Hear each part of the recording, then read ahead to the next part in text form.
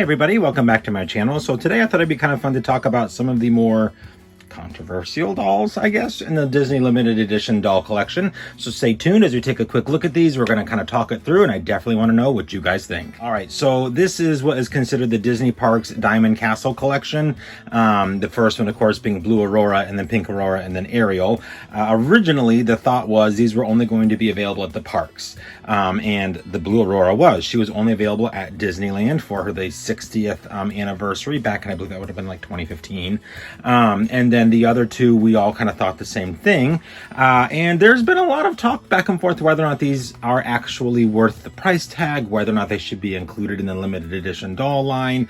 Lots of speculation as to their run, all kinds of stuff. So we're just going to kind of quickly take a look at all three of them, the differences, the quality, all of that kind of stuff. So starting out with, of course, the 60th one for Disneyland's 60th anniversary. Of course, Disneyland is the Sleeping Beauty Castle.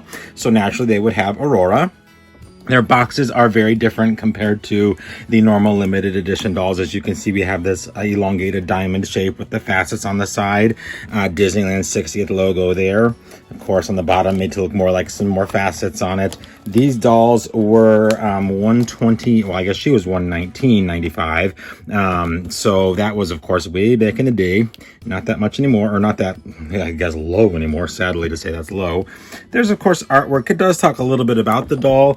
The main thing with these was, I think, aside from the flimsy boxes, is they don't come with stands. So a lot of people were pretty upset about that. And just compared to other dolls, their fabrics and such just didn't quite seem to meet up to the par, I guess, if you will, of the quality that we had at that time. And of course, just being that they have like a carrying case, a lot of people felt these were not quite what a limited edition doll should be. Now, having said that, though, this one does have gem work on her. So I think that is kind of a step up from your normal Playline doll, though now we see quite a bit of that, even on Playline dolls. But this was the first one. And that one does come with a COA. The only way you're ever going to know what number it is, though, is if you open her up. And I am not opening mine up. So I don't know what number of the supposed 3,000 that I got. You know, those of you that have opened them up, you know, cool. I just don't know. The next one that came in the line was the Disney Parks Diamond Castle Collection Pink Aurora. Now, this one, people were even more upset because the gems were turned into little puffy paint dots, I guess, if you will. No gem work whatsoever except for on her necklace and on her gold crown there. And other than that, that's it. She just has some glitter fabric and, you know, the normal limited edition face mold with rooted eyelashes. So everything was okay there. I think people just felt like, you know, again, a lack of stand, lack of quality fabrics. And then on this one, I think she's supposed to be limited edition of 6,000. There's no certificate of authenticity, so we truly don't know. This one also, instead of being a Parks exclusive, did show up on Shop Disney. So that is where I think a lot of confusion was like, okay, are these Parks exclusives then? On top of which their price rose to $129.99, which at that time was the same as the live action dolls. So a lot of people were very confused as to what was going on. We were paying, you know, more money for even less. And, you know, speculation as to whether or not she truly was only 6,000, we have no idea. She ended up going on clearance on Shop Disney for, I think, like $74.99. And then the Disney Parks outlets here in Orlando ended up dropping her down to $14.99 and I think even $12.99 at one point. I remember seeing pictures circulating of her price just plummeting because she just sat in parks for so long. So I know the Character Warehouse had her for under $20. I mean, she's a beautiful doll, don't get me wrong. I just, again, so it just kind of depends. But they kept and of course maintained, I guess, this flimsy packaging with the carrying handle. And I get it, like it's not quite what we are wanting to see when it comes to limited edition dolls. Now the third one, and let me get her here real quick, I was excited about because, you know, I love Ariel, but the biggest controversy with her, she doesn't have rooted eyelashes and they used an older face mold. So I think people were like, what on earth? You know, this is the singing Ariel 17-inch doll face mold, no rooted eyelashes. Now, they did bring back quote-unquote gems. You can see there, they're really kind of hazy, cheap little gems. But, and they did include some embroidery on her. But again, she was, well, this one is from the parks, but she was also $129.99. So people were like, okay, now we're getting even less for the same amount. And again, we have no idea what her limited edition run is. I believe because she was on Shop Disney and the parks as well, and she was available worldwide, and I believe the pink Aurora was as well. Blue Aurora was only available in California.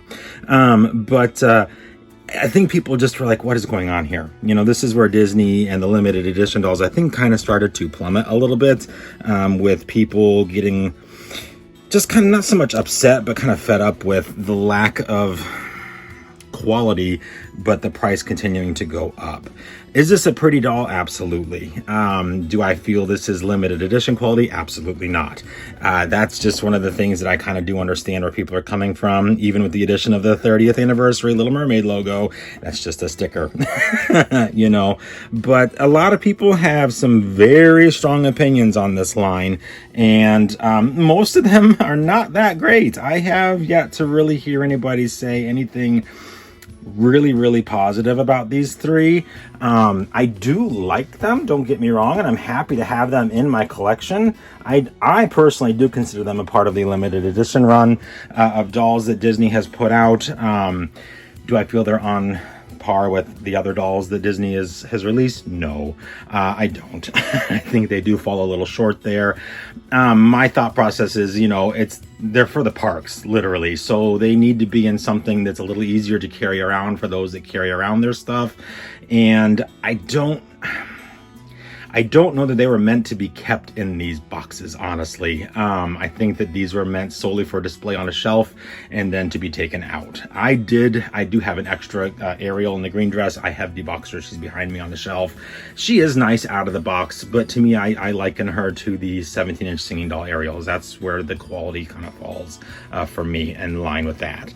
You know, but hey, it is what it is. To each their own, and it's your money. You can do as you please. But what I do want to know is, what do you guys think? Do you think that these dolls were worth it? Should they be considered part of the limited edition run line? Was $129.99 too much? Were you able to snag them when they were on clearance at the Disney warehouse for like $15? You know, I mean, I think I got a couple at that point, and I've since given those away as presents and all that to some of my friends. So, you know, hey, it is what it is. But anyhow, yes, definitely let me know in the comments down below what you guys think. I would love to know your thoughts on this line. We don't see too much of them being spoken about anymore, and after Green Dress Ariel, they halted this line altogether. They have not made one since. So yeah, I think this line is done. I think that's safe to say. I think just due to how poorly these two sold in the park. So anyhow, let me know what you guys think. Would love to hear that. And yeah, hope you guys enjoyed. If you have any questions or comments about these or any other item on my channel, do by all means leave those in the comment section down below, and I'll get back to you as soon as I can. Hope everyone's having an extra magical day, and we will see you real soon.